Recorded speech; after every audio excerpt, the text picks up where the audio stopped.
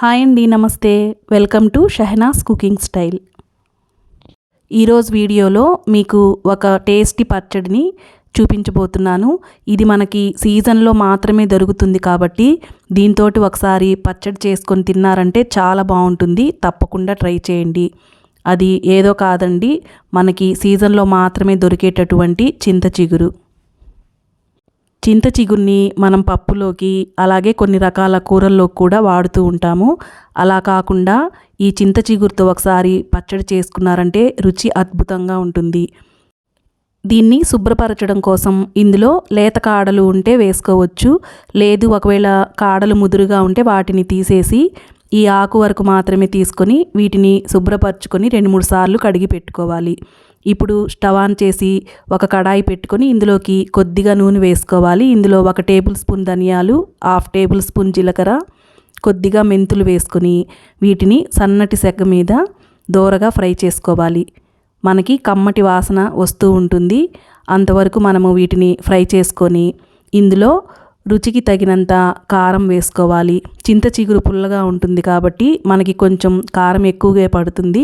అందువల్ల ఎండుమిర్చి కారాన్ని బట్టి మీరు తీసుకోవాలి. నేనైతే ఇక్కడ 15 వరకు ఎండుమిర్చి తీసుకుని ఎండుమిర్చి రంగు మారకుండా మనము కొద్దిగా ఫ్రై చేసుకొని ఇలా ఫ్రై అయిన తర్వాత వీటిని తీసి ఒక ప్లేట్లోకి పెట్టుకోవాలి. ఇప్పుడు ఇదే కడాయిలో 2 స్పూన్ల వరకు నూనెని వేసుకోవాలి. ఇందులో మనము శుభ్రంగా కడిగి పెట్టుకున్నటువంటి చింత చిగురుని వేసుకొని దీన్ని కూడా సన్నటి సెగ మీద పచ్చివాసన పోయి చింత చిగురు రంగు మారేంత వరకు మనము వేయించుకోవాలి. ఇది వేగడానికి తక్కువ సమయం పడుతుంది కాబట్టి దీన్ని అసలు మాడనివ్వకుండా మనము కలుపుకుంటూ వేయించుకోవాలి. ఇలా వేయించుకున్న చింత చిగురిని ఒక ప్లేట్లోకి తీసుకోవాలి. ఇప్పుడు మిక్సీ జార్ తీసుకొని ఇందులోకి చింత చిగురు తప్ప మిగిలిన వాటిని మిక్సీ జార్లో వేసుకొని ఇందులోనే 4 నుంచి 5 వరకు వెల్లుల్లి రెబ్బల్ని వేసుకోవాలి. ఇందులోనే రుచికి తగినంత ఉప్పు కూడా వేసుకొని దీన్ని బరకగా గ్రైండ్ చేసుకోవాలి. వీడియోలో చూపిస్తున్న విధంగా గ్రైండ్ చేసుకుంటే సరిపోతుంది. ఇప్పుడు ఇందులోకి మనం వేయించి పెట్టుకున్నటువంటి చింత చిగురుని కూడా వేసుకోవాలి.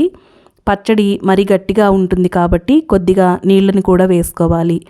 దీంతో పాటే ఒక ఉల్లిపాయని చిన్న ముక్కలుగా కట్ చేసుకొని మరీ మెత్తగా కాకుండా కచ్చా పచ్చిగా గ్రైండ్ చేసుకోవాలి.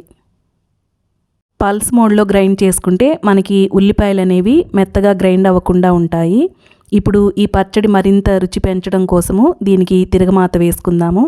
దీనికోసము స్టవ్ ఆన్ చేసి అదే కడాయిలో 2 స్పూన్ల వరకు ఆయిల్ వేసుకోవాలి. ఆయిల్ కొంచెం వేడైన తర్వాత ఇందులోకి ఎండుమిర్చి, పచ్చిశనగపప్పు, మినపప్పు, ఆవాలు, జీలకర్ర వేసుకోవాలి. ఇవి కొంచెం ఫ్రై అవ్వాలి. ఇవి ఫ్రై అయిన తర్వాత ఇందులోకి 10 నుంచి 12 వరకు పొట్టు తీసినటువంటి వెల్లుల్లి రెబ్బల్ని వేసుకోవాలి. ఇందులోనే కొంచెం కరివేపాకును కూడా వేసుకొని వీటిని కూడా ఫ్రై చేసుకోవాలి. ఇప్పుడు ఇందులోనే కొంచెం ఇంగువను కూడా వేసుకోవాలి. ఒకవేళ ఈ ఫ్లేవర్ మీకు నచ్చకపోతే స్కిప్ చేసేయచ్చు.